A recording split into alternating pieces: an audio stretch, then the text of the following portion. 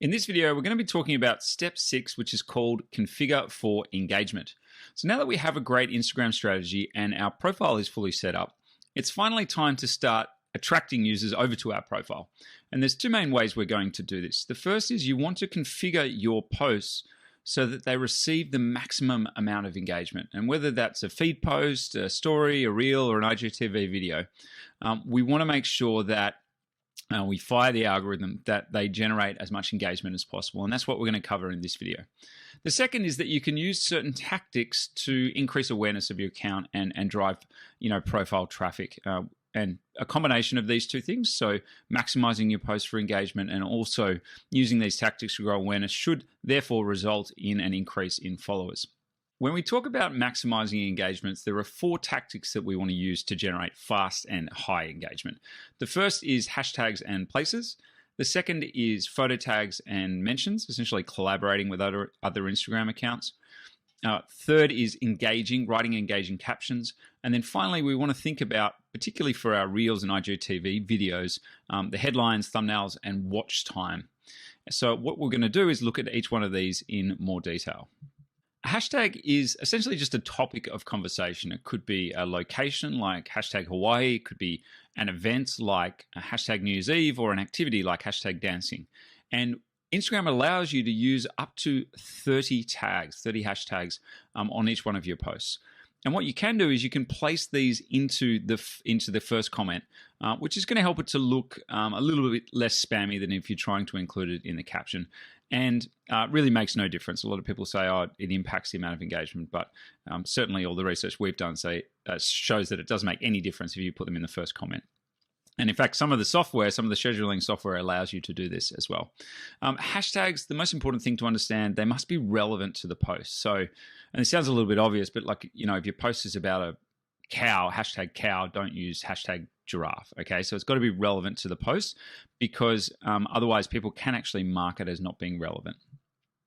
Hashtags are clickable and searchable. So if you go to the Explore tab, you can search for tags, and this is going to show all content. So posts, stories, reels, or IGTV videos that use that particular hashtag.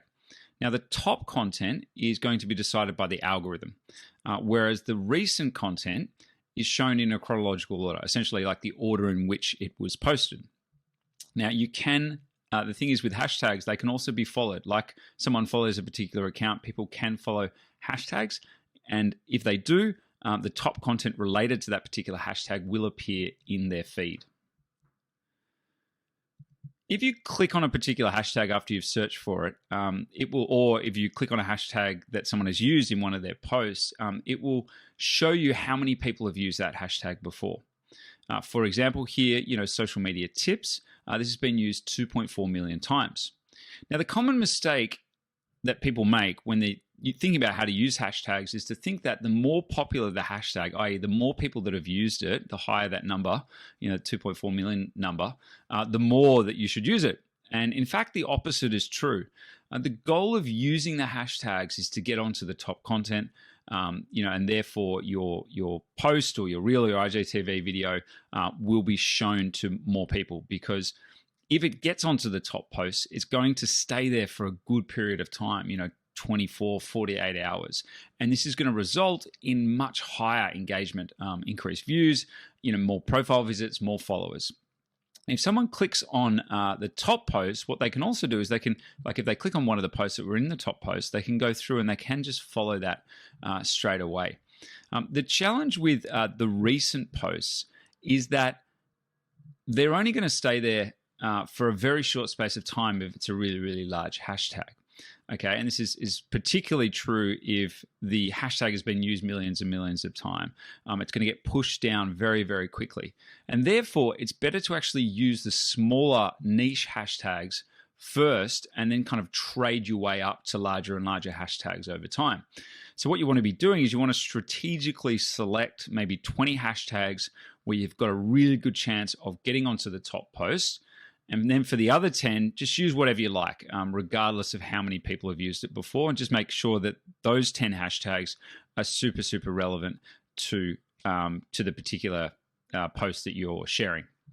And the reason we do this is because Instagram doesn't like using the same 30 hashtags over and over again. So what you want to do is you probably have those 20 that you've strategically selected where you've got a good chance of getting onto the top posts just in your notes on your phone, and you'll copy those across to each of the posts, and then you'll just add 10 that are very, very relevant to that particular post that you're sharing. Places are geographic tags that work in a very, very similar way to hashtags. There's top posts and then there's recent posts. And so what you want to do is you want to include a place. Whenever you share a post, you want to make sure that you add a place to it. So in addition to the 30 hashtags in one place that you can add to a post, you can also add up to 20 photo tags. And photo tags are the ones where you have to tap on the screen once and then those black photo tags appear. And what you can do from a marketing perspective is you can use these photo tags to try and generate additional engagement. And there's two ways you can go about doing this. The first is that you can photo tag accounts with large followers, just to say more than 10,000, that are known to curate content, right? They're known to repost certain types of content. So if they receive your photo tag, they're going to get a push notification. If they see it and they like it, and then they repost it to their account, then what they will do to credit you as the original content creator, they're going to mention your account name in the caption, right? And therefore, all of their followers are going to see that. And then hopefully some of them will actually click on the @mention, come through to your account and follow you. Right, and this is going to obviously generate a ton of profile visits, a ton of awareness to your account. So the larger the account that potentially reposts your content, the more awareness and profile visits and followers you're going to generate from it. The second tactic is that you can actually photo tag supportive or highly engaged followers or people who engage with your previous post. And you think, well, why would we do this? Well, if you recall that the algorithm favors relationships. It's one of the top factors that it favors, and it wants to know whether or not you've got a close relationship. So if someone liked or commented on your previous post, and then you photo tag them in the next one, then they like or comment again, right? That's saying to the algorithm you have a close relationship with these people, right? But you just got to be careful with this. If you constantly photo tagging someone, it's going to really irritate them. So you want to use this kind of sparingly. So I know a lot of accounts, all they do is they just photo tag 20 people just who engaged with it in the last post, and don't do it the same accounts too often, otherwise it really will irritate them. And so we've got an example here of the first one I was talking about, which is probably the primary way you're going to use photo tags, which is trying to get people to repost your content. So DoberJax is a Doberman that's a petfluencer, as they're called. And what in this post, what the dog's owner, I'm assuming it's not the actual dog itself, the dog's owner has tagged a whole bunch of accounts which curate, Doberman-inspired content. And you see here, there's Doberman_Pinschers, which has 193,000 followers. There's Australia's Best Dogs, which have 58,000. Dobermans of Instagram, 118,000. You get the idea, right? And all of these accounts, if you go to them, they do nothing but curate content. And so if DoberJax gets a repost from one of these accounts, it's going to generate a ton of awareness, profile visits, and increase followers for their account. What some influencers will do is actually photo tag the contents of the image or the video that's there. So, for example, here you have an influencer who has tagged the sunglasses. They've also tagged the top, where they purchased the pants from, and also the brand of the pants, Subi there. And so, sometimes this is paid for by brands. However, often what influencers will do is they'll just do this to try and get that content reposted by one of those accounts that has been tagged in the photo. So in addition to the 30 hashtags, one place, and up to 20 photo tags, you can also @mention accounts in the caption or in the comments as well.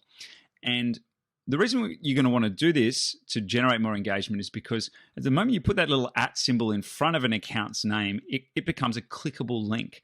And also, like photo tags, the users that you @mention will receive a push notification, which is going to increase the likelihood that they're going to come and look at that particular post and ideally engage with it, and hopefully follow your account if they don't already. Additionally, they also benefit because they make anyone who sees that account aware of it, which will drive visits to their profile as well and hopefully increase their followers. Of course, we probably recommend don't use more than say 10, because otherwise it does start to look a little bit spammy. There's a variety of ways that @mentions can be used. Probably the most common is to notify other Instagram accounts who collaborated with you to develop the content that you've shared it. So this could be brands, it could be photographers, could be clothing labels, could be a location where the content was filmed. Okay, and ideally, what you want is for those accounts to then repost the content, because that's going to increase awareness of your account. The second is that you could do it to try and get a shout out from a big account. So in the same way we saw on the previous slide around the photo tags, trying to get reposted to some of those larger accounts that are known for curating content, you can use the @mentions in exactly the same way to try and get your post reshared. And then finally, you could use it as a shout out to your top followers, again, in the same way that we were talking about tagging people who were good followers or engaging with your content or engaging with your last content. You can do it in the same way. Like an @mention has the same effect. It sends them a push notification, ideally brings them back and gets them engaging with your content again. So here's an example from David Jones.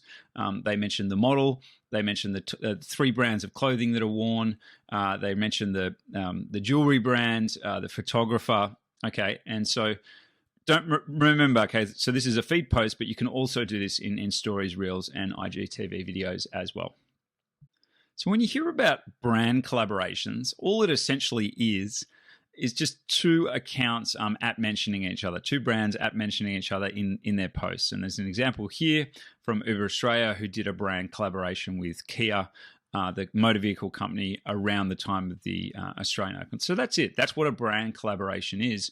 But it's very, very powerful when you get it right. And you should be constantly thinking about who you could collaborate with. What are the other brands or other Instagram accounts that you could do some type of collaboration with to mutually grow awareness of each other's accounts, increase profile visits, and therefore increase your followers. And that's a lot of what PR companies, public relations companies do now.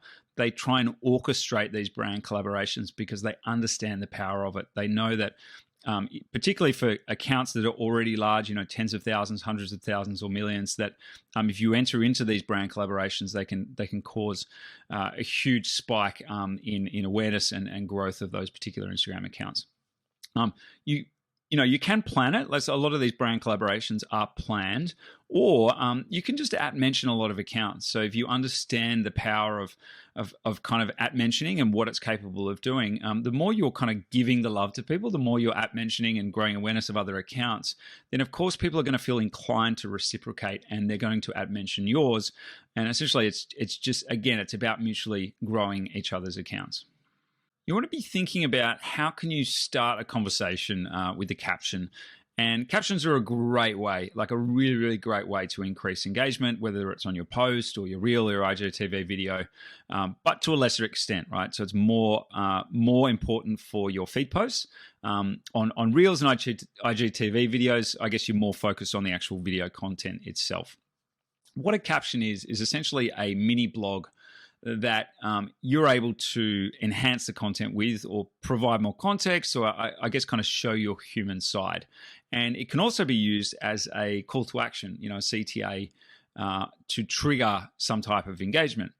And the goal, your goal should always be to start a conversation of some type and garner as many comments as possible, because this is what the algorithms favor. So some great tactics might be to ask a question, what city do you think I'm in? Or what do you think of my new camera? Another tactic is to actually invite your followers to write the caption for you. So you might say, caption this, which means that you want your followers to come up with a caption for you, and which can be quite a fun and I guess enjoyable way to engage with your followers. So an example here from Donut King Australia regularly asks the question in their captions, such as, strawberry, caramel, or chocolate, to share or not to share, or do you have a workmate that brings the goods, right? So what they're doing here is they're trying to stimulate as many comments as possible. So another great tactic is to ask your followers to @mention one of their friends in the comments. And so even though it's actually an @mention, people call it a tag. And this is like a word of mouth referral.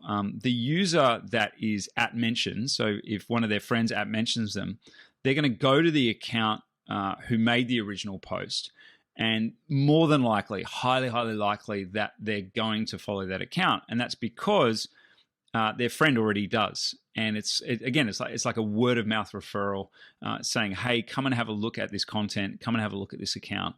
And that results in a lot of followers as a result. And the algorithm is also going to reward that particular piece of content because it got a lot of comments, and which resulted in a lot of profile visits and followers. So it's got, this tactic really has multiple benefits. You just don't want to be using it all the time, or people will see through exactly what you're trying to do. So as an example here, the account called Lelapons jumped up and kind of formed this heart shape with her friend. And in the caption, she asked her followers to say, hey, tag your best friend. Now, this post received something like 32,000 comments, mostly from her followers, at mentioning their friends. And no doubt this would have caused a ginormous increase in Lelapon, the account that originally posted the content, a huge increase in their followers. You can also use the caption to stimulate engagement by asking people to like or double tap if they agree with something you've said, or as a way to indicate that they like something. So here you have like Next Luxury. They post this funny picture of avocados with with avocados in front of two people, and they ask in the caption, double tap if you love avocados. Now that's a great way to kind of get people to do the double tap. And similarly, here you've got Founder. They post a motivational quote and they ask their followers to like if you agree. So think about how you can use the caption to stimulate that little bit of extra engagement and get that additional reach that the algorithm will reward you with. You also have shares and post saves. And if anything, I guess the top two priorities when it comes to engagement is actually not likes and comments. It's actually post saves and post shares. And the reason for this is that Instagram, is a business, right? And they want people to have this great experience because if people have this great experience and they stay on the app longer, then they've got more ads to sell. And so post saves, if you think about it, with this concept of savable content will mean that people have seen something and they're going to want to return back to look at that, which means they're coming back to the app more often, which is what Instagram wants.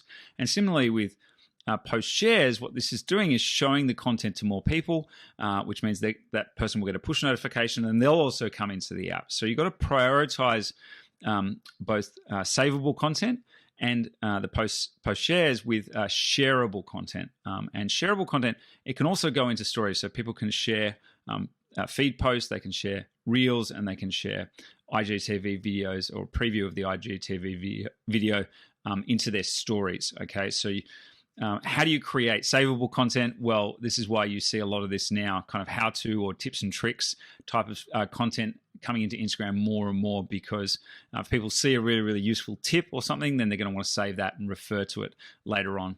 Shareable content, well, this is obviously comes down to the quality of your content. A lot of this is entertainment. So people will, of course, be more willing to share content if it's entertaining to them. And we're seeing now this huge shift with this full screen vertical video, mobile first video, and with the emergence of TikTok. And therefore, entertainment has now become, I guess, an increased priority for Instagram. So then you have comments would probably be the third ranking for engagement, and then finally likes. And if you think about it, this kind of makes sense. A like is pretty easy to give out, and a comment is probably therefore a little bit more challenging than getting a like.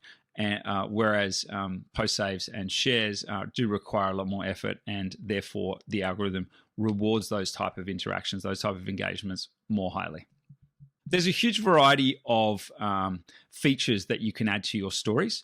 And this is, if people are engaging with your stories, this is going to indicate to the algorithm that you have a close relationship with that particular user. So if you're posting a story, someone constantly engaging with it, that's a good thing for the algorithm. And this will get rewarded with, more reach and more people seeing it because it's going to get ranked further left to right in the stories queue. Stories offer, as you can see here, this kind of large variety of features that you can use. It could be something like a poll, it could be a question, a quiz, the rating scales, and so on.